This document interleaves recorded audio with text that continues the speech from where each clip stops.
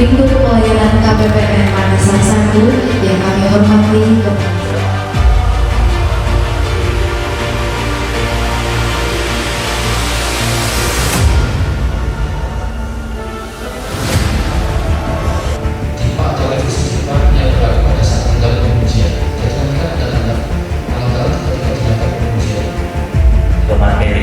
Sesi selanjutnya itu ada ini IPA.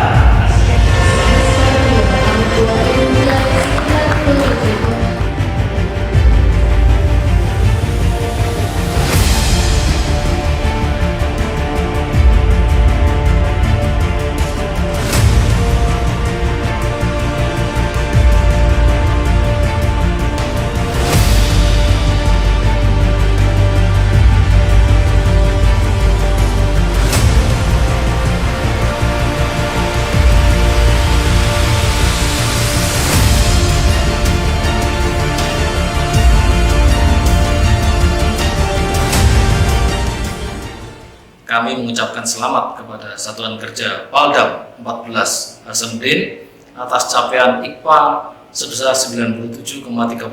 Capaian ini menjadikan Satker Paldam menjadi Satker yang terbaik ketiga dari mitra kerja KPPN Makassar 1. Semoga nanti ke depan Paldam 14 Hasanuddin bisa meningkatkan kinerja pelaksanaan anggaran di tahun 2020.